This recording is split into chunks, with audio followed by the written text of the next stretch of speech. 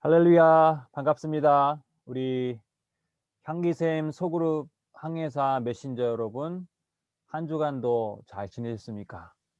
네, 코로나가 아주 좀 심해지다가 최근 조금 더 잠잠해졌는데, 이제 또 2월부터 백신이 또 시작된다고 하니까 조금 더 우리 참고 인내하면서 온라인으로 교육을 하지만 계속해서 센터 식구들과 긴밀하게 또 소통하면서 여러분들 잘 감당할 수 있기를 바랍니다. 잠깐 기도하고 6번째 강의 소그룹 돌봄과 성숙 강의 시작하겠습니다. 기도하겠습니다. 하나님, 우리를 지도자 항해사로 불러주시니 감사합니다. 우리가 할 수 있는 시간과 형편 가운데에서 최선을 다하여서 샘터를 살필 수 있도록 도와주시옵소서. 짧은 시간 공부하면서 하나님 모르는 것을 알게 하여 주시고 아는 것에만 그치지 아니하고 실천에 이를 수 있도록 도와주시옵소서. 예수님 이름으로 기도드립니다. 아멘. 네, 오늘은 6번째 소그룹 돌봄과 성숙. 이제 오늘 또 끝나면 이제 7강 한 번 남게 되는데 여러분 좀 더 힘을 내시며 교육에 참여하기를 소망합니다. 오늘 최대한 좀 빨리 좀 해보도록 하겠습니다. 사람들은 무엇으로 사는가? 떡으로만 살지는 않고 떡도 필요하지만 사실 우리가 예수님께서도 사람이 떡으로만 살 것이 아니라 하나님의 말씀으로 산다고 했는데, 이건 바꿔 말하면 여러분, 사람은 사람들의 사랑과 관심을 먹고 사는 존재입니다. 예, 뭐 옆에 지금 한 사람이 스마트폰 하는 거 보는, 요즘에 아이들도 그렇고 어른들도 유튜브나 이 게임 많이 하죠. 그런데 사람은 근원적으로 기쁨이 어디서 오는가? 사람들의 사랑과 관심을 받고 살아가는 존재가 바로 사람이라는 거예요. 그래서 58페이지 보면 바울은 데살로니가 교회에게 뭐였죠? 유모였습니다. 여러분, 유모가 뭐예요? 예, 키우는 어머니 역할을 한다는 거죠. 우리는 그리스도의 사도로서 마땅히 권위를 주장할 수 있으나 도리어 너희 가운데서 유순한 자가 되어 유모가 자기 자녀를 기름과 같이 하였으니 우리가 이같이 너희를 사모하여 하나님의 복음뿐 아니라 우리의 목숨까지도 너희에게 주기를 기뻐함은 너희가 우리의 사랑하는 자 됨이라. 데살로니가전서 2장 7절 8절에 나온 말씀입니다. 저도 이 말씀을 참 좋아합니다. 바울이 데살로니가 교회뿐만 아니라 많은 교회를 세울 때에 그가 선생의 마음으로 교회를 세운 게 아니라 유모, 어머니 마음으로 가르치고 또 훈련시켰다는 거죠. 그래서 바울은 아버지였습니다. 또한 바울은 아버지였습니다. 너희도 아는 바와 같이 우리가 너희 각 사람에게 아버지가 자기 자녀에게 하듯 권면하고 위로하고 경계하노니 이는 너희를 부르사 자기 나라와 영광에 이르게 하시는 하나님께 합당히 행하게 하려 함이라. 자녀는 부모의 사랑과 관심을 먹고 살아갑니다. 그렇죠? 소그룹의 가족들, 여러분이 돌보는 샘터의 식구들은 누구의 사랑을 먹고 살아요? 네, 영적으로 보면은 목회자의 관심과 돌봄이기도 하지만 사실 밀접한 거는 어떻게 보면 여러분 지도자들의 관심과 사랑을 먹고 살아가는 존재가 바로 우리 성도들이라는 거예요. 리더의 사랑과 관심을 먹고 살아갑니다.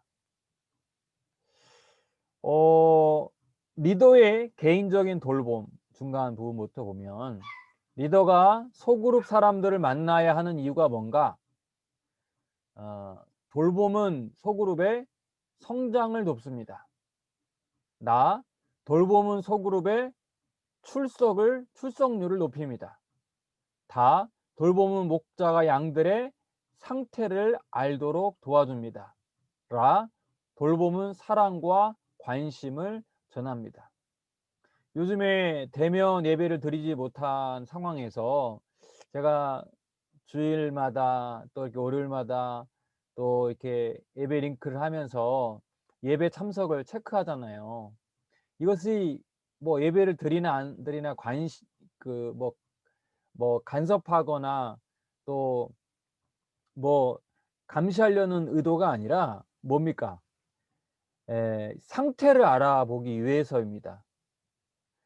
그러니까 교육자들이 다 헤아릴 수 없는 것들을 우리 센터의 리더들이 출석률도 확인하고 또 그 가운데에서 또 요즘에 어떻게 온라인 예배를 잘 드리는가, 신앙의 상태는 어떤가, 경제적 어려움은 없는가, 그 신변에 어떤 애로사항은 없는가, 이런 사랑과 관심을 전하기 위해서 여러분들 제가 계속해서 연락을 주고 또 우리 센터 식구들의 뭐 이렇게 상황을 묻는 것입니다.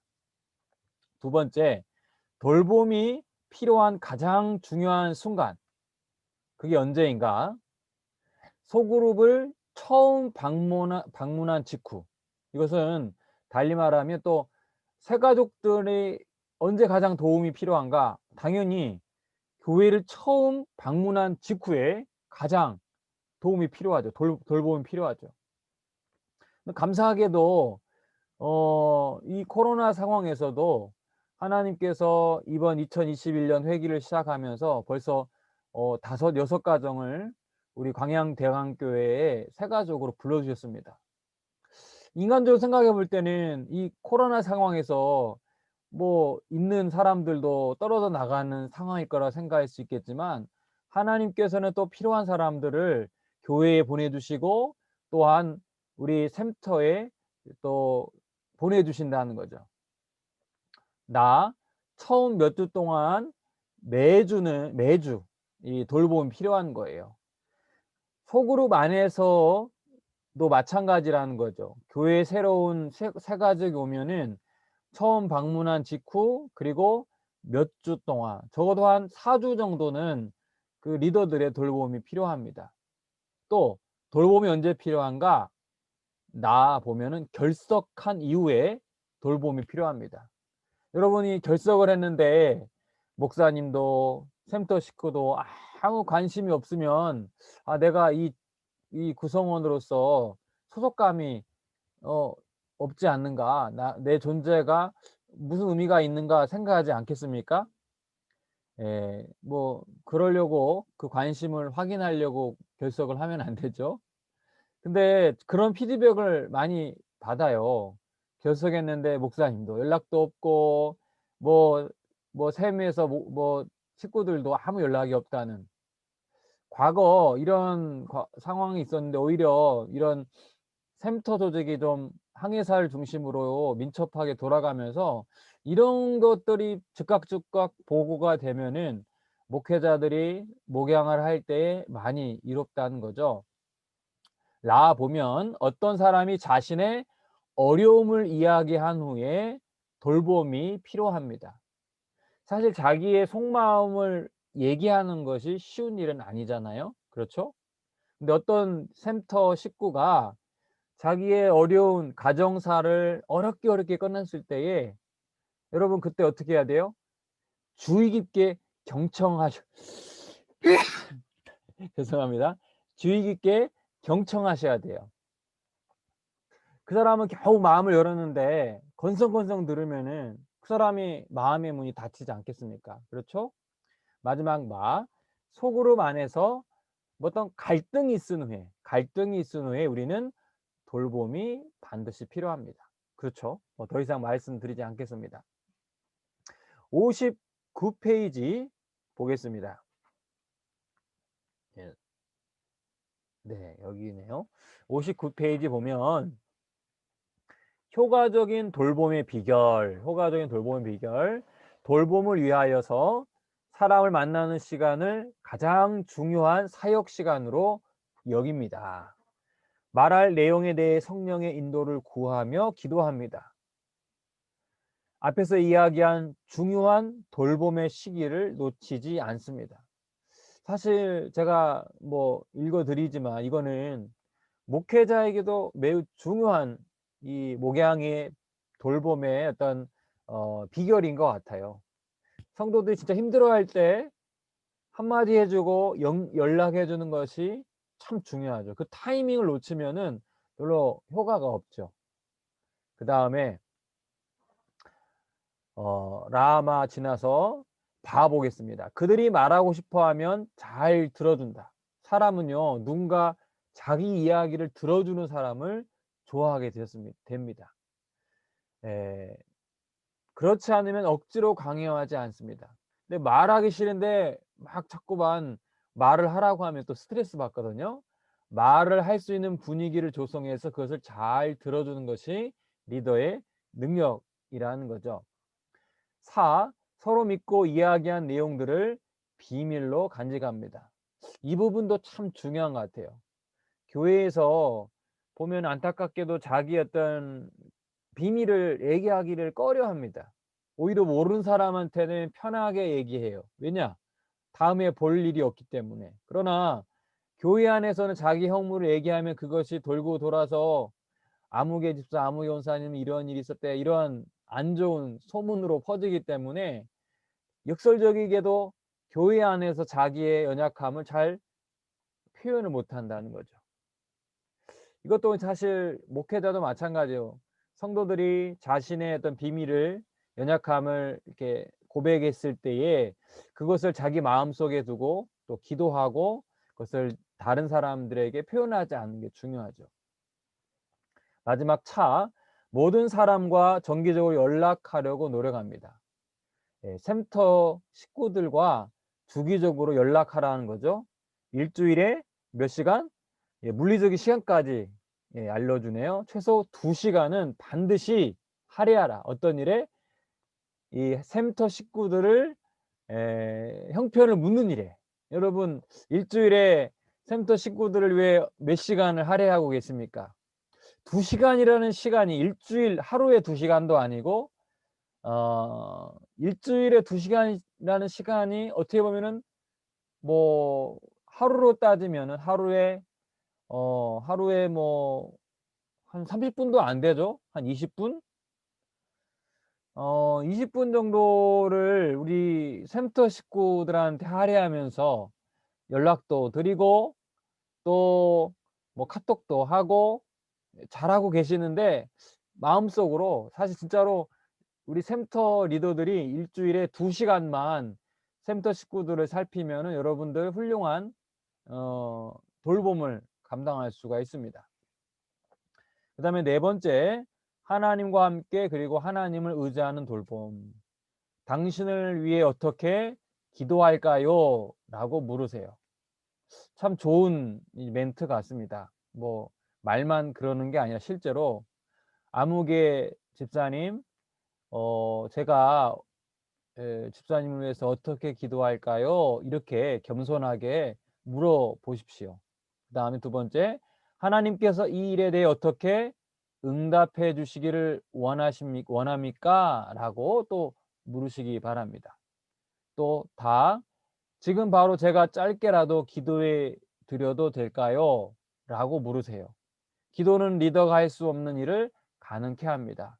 리더는 기도 수첩을 가지고 늘 기도합니다. 예. 이거는 사실 좀 쉬운 것은 아니죠. 예. 왜냐면은 이것도 마음이 좀 편안함을 위해서 기도를 할 수 있기 때문에. 근데 마음만큼은 여러분, 누군가 기도의 제목을 얘기하면 "집사님 또는 권사님, 제가 짧게라도 집사님을 위해서 기도해도 될까요?" 하면서 기도해 줄 수 있는 리더가 되었으면 좋겠어요. 뭐 당장은 아니 뭐 할 수는 없을지라도 마음이라도 "아무개 권사님, 제가 집사님을 위해서 기도해도 되겠습니까?" 또는 "기도하겠습니다." 이런 멘트를 꼭 해 주시기를 바랍니다. 또 기도 후에는 이런 말씀을 할 수 있을 거예요. 나는 당신의 고통을 없앨 수는 없습니다. 문제 해답을 내놓을 수도 없어요. 하지만 이것만은 약속할 수 있습니다. 당신을 혼자 두지 않고 최대한 끝까지 붙들어 주겠습니다. 무슨 말이에요? 내가 뭐 하나님은 아니기 때문에 어떻게 할 수 없지만 당신 편이 되어서 당신 붙들어 주겠습니다. 당신을 지지하겠습니다. 라는 말입니다. 이런 말이 사실 사람들은 힘을 얻습니다. 매우 작은 마음이더라도 그것이 진정성이 담겨 있다면 상대방은 그것으로부터 깊은 위로를 얻게 된다는 것이죠. 다섯 번째, 소통을 위한 경청 태도. 여러분, 누군가 대화를 나눌 때 여러분 어떻게 대화를 하시겠습니까? 첫 번째는 적극적으로 경청을 하라고 합니다. 적극적 경청. 적극적 경청이 뭐냐? 여러분, 상대방 얘기할 때 딴 데를 보면 안 돼요. 뭘 봐야 돼요? 눈을 바라보면서 듣습니다. 아이 컨택이라고 하죠. 예, 눈을 너무 바라보면은 좀 민망할 수 있으니까 제가 보면은 그 이 코 인중 부분을 보면은 좀 자연스러운 것 같더라고요. 어쨌든 중요한 거는 좀 적극적으로 경청해라. 두 번째, 공감적 경청을 해라. 뭔 말이냐면은 팔짱을 끼고 뒤로 물러나서 듣는 게 아니라 좀 몸을 앞으로 이렇게 다가가면서 경청하라는 거예요. 바디 랭귀지를 가지고. 사람들은 이 사람이 내 말을 경청하고 있는지 대충 느낄 수가 있어요. 그렇죠? 여러분들도 그런 경험이 다 있으리라 생각을 합니다.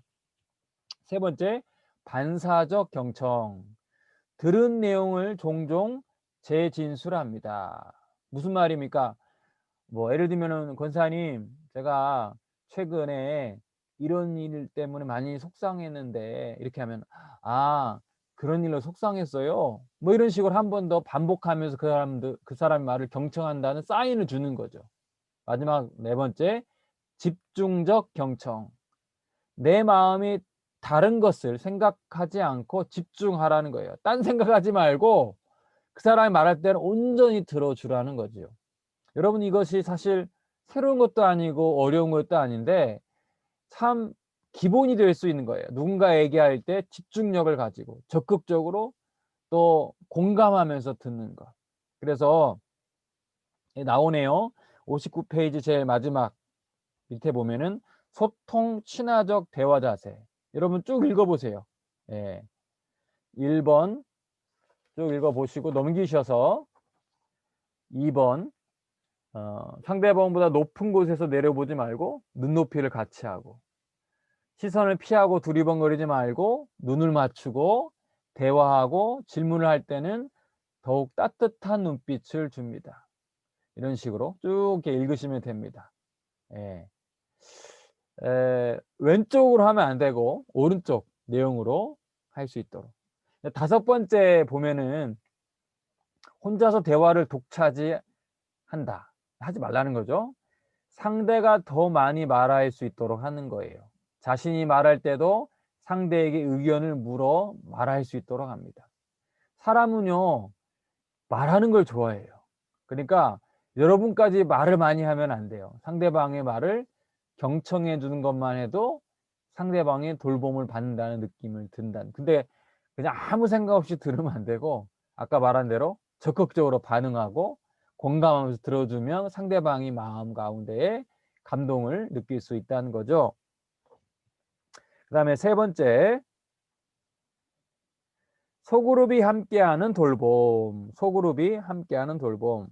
예. 첫 번째, 친교 모임의 힘. 첫 번째, 친교 모임은 흥분과 관심, 참여도를 높이며 더욱 친밀한 교제를 가능하게 합니다. 그렇죠. 예. 우리가 예배만 드리고 이런 친교 모임이 없으면은 친밀함을 느낄 수 없죠. 두 번째, 친교 모임은 새 가족의 관심을 끕니다. 그리고 그들의 정착을 돕습니다. 사실 생각해 보면 새 가족들이 우리 교회에 오는 것은 우리 교회가 뭐 여러 가지 뭐 인터넷을 찾아보고 사람들에게 뭐 알아보고 와서 이렇게 등록할 수도 있겠지만 대부분의 경우는 누군가 이렇게 친한 사람이 소개시켜 줘서 자기를 잘 아는 사람이 대강교회에 소개해서 이렇게 오는 경우가 대부분이에요. 예. 그러니까 친교 모임이 잘 되면 어쨌든 사람들은 교회에 오게 된다는 거죠. 두 번째, 효과적인 친교를 위한 제안. 친교를 강요하지 말고 서로가 함께하고 싶은 마음을 모으십시오. 두 번째, 함께 논의하면서 다양하고 신선한 형태의 친교를 구상해 보십시오. 맨날 보이면은 예배하고 기도하고 이런 것도 중요해요. 예. 그런데 새 가족이나 이제 막 온 사람들은 그런 영적인 모임에 대해서 좀 부담감을 느낄 수 있잖아요. 그러니까 좀 다양한 형태의 친교를 구상해 보라는 거죠. 그래서 60 페이지부터 61 페이지 보면은 자세하게 나와 있네요. 뭐 소풍을 간다, 야구 경기를 보러 간다, 샘터원의 집을 청소해 준다. 이거는 뭐 좀 뭐 일단 여러 가지 뭐 예가 쭉쭉쭉쭉 나오죠. 뭐 양로원에 방문하여 예배드린다, 세미나에 참석한다, 자전거를 탄다, 함께 야영을 한다, 뭐 쭉쭉쭉쭉 나옵니다. 여기 내용에서 뭐 다 하라는 게 아니라 좀 매일 모이는 형태로만 말고 때로는 뭐 농촌 봉사 활동을 같이 한다든지 피크닉을 간다든지 같이 뭐 둘레길을 돈다든지 이러한 모임을 통해서 신선한 그런 움직임이 생길 수 있도록. 그다음에 61 페이지 무슨 힘을 활용하세요? 음식의 힘을 활용하세요. 이게 참 중요합니다. 예수님께서도 제자들과 늘 먹고 마시고 이런 일들을 많이 했잖아요. 먹는 거는 여러분 영적인, 육적인 배고픔을 해결하는 것이 아니라 매우 영적인 모임입니다. 예. 예수님과 함께하는 식탁 시간을 꼭 가지십시오. 그다음에 미리 계획을 세우되 리더 혼자 모든 일을 하려고 하지 말고 어떻게 해요?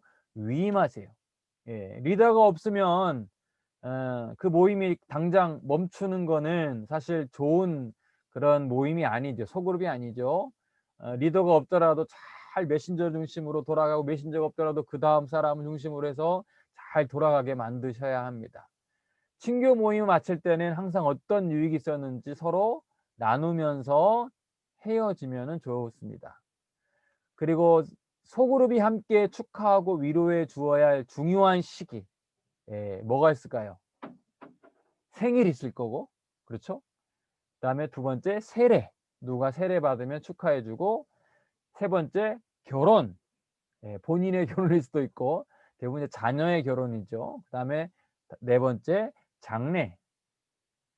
또 보면은 실직과 실장례도 나오네요. 뭐 이런 모임이 이런 그런 그 어려움이 있을 때 예, 그 장례는 위로해 줘야죠. 뭐 기타 여러 가지 일이 있을 수 있겠죠. 그 타이밍에 여러분들 꼭 축하해 주는 시간을 꼭 가질 수 있기를 바랍니다. 61 페이지 소그룹의 성숙과 성장을 볼까요?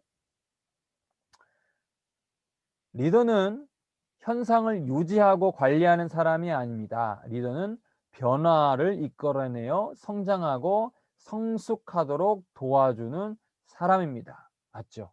예. 리더는 물론 이제 관리하는 것도 필요하지만 변화와 도전을 위하여 성장을 위하여 역할을 감당해야 할 책임이 있습니다. 그래서 예배와 영성의 성숙, 뭐 교제와 관계의 성숙, 양육과 훈련의 성숙, 섬김과 봉사의 성숙, 전도와 선교의 성숙 5가지로 이렇게 분류되어 나와 있네요. 뭐 책자를 보시면은 첫 번째는 영적 아이 상황, 두 번째는 영적 청년, 세 번째는 영적 부모가 되었을 때 어떻게 해야 하는가 이렇게 쭉쭉쭉 나오죠.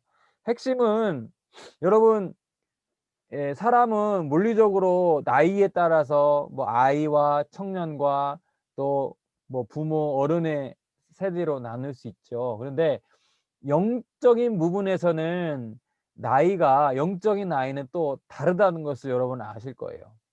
나이가 많은 분도 이제 막 신앙생활 하신 분들은 영적으로는 아이입니다. 그러니까 그것에 대한 너무 큰 기대를 가지면 실망할 수 있어요. 이제 막 그 센터원들이 이제 좀 이게 좀 우리 리더들을 좀 돕고 협력할 상황인데도 여전히 그런 영적 아이이라면 여러분 너무 실망하지 마세요.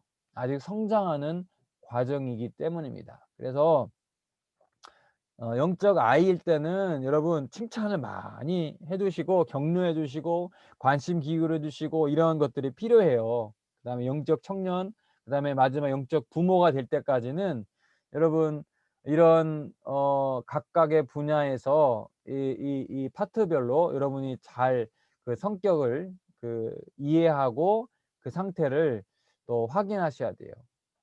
먼저는 영적인 리더들은 영적인 부모가 되어야죠. 영적인 부모이면서도 여전히 칭찬받고 싶고 인정받고 싶어 하면은 가정이 어떻게 되겠습니까? 생태가 어떻게 되겠습니까? 예. 중요한 건 사실 리더가 얼마나 성숙해 있느냐, 깨어 있느냐, 영적인 부모로서 역할을 감당할 수 있느냐, 이 부분이 참 중요한 것 같습니다. 그래서 여러분의 영적 상태를 확인할 수 있기를 바랍니다. 62쪽, 63쪽을 이렇게 쭉 보시고요. 마지막 아 이 부분은 꼭 기억하면 좋을 것 같아요. 사람이 혼자 할 수 없는 것 두 가지. 심리학자 폴 트루니에가 사람이 혼자 할 수 없는 일이 딱 두 가지가 있다고 합니다. 첫째, 하나는 결혼하는 것. 짝이 있어야 결혼하죠. 그렇죠? 결혼은 혼자 할 수 없습니다. 다른 하나는 뭘까요? 무엇이 되는 것입니다. 뭘까요? 정답은 그리스도인이 되는 것이라고 합니다. 여러분, 그리스도인은 혼자 될 수 없습니다. 그리스도인이 된다는 것은 공동체의 사랑과 관심을 통해서 제대로 된 그리스도인 될 수 있는 거예요. 여러분, 속한 이 샘터의 공동체 모임과 긴밀한 이런 관계를 통해 여러분이 먼저 그리스도인이 되고 또 믿음이 연약한 어린아이와 같은 이들도 진정한 그리스도인이 될 수 있는 그 일에 여러분이 힘쓸 수 있기를 바랍니다. 예, 오늘 6번째 강의는 마쳤습니다. 또 다음 주에 마지막 이제 우리가 훈련 마지막 7번째 강의할 텐데 기대하면서 또 한 주간 보낼 수 있기를 바랍니다. 기도하겠습니다. 하나님 아버지, 진정한 그리스도인은 혼자 될 수가 없습니다. 건강한 공동체 안에서 훈련되고 또한 도전받아서 하나님 진정한 하나님의 사람으로 거듭날 수 있음을 깨닫고 우리가 속해 있는 우리 구성원 또 멤버들 서로 사랑하고 서로 협력할 수 있는 귀한 만남과 교제될 수 있도록 도와주시옵소서. 예수님의 이름으로 기도드립니다. 아멘. 예, 다음 주에 또 만나겠습니다.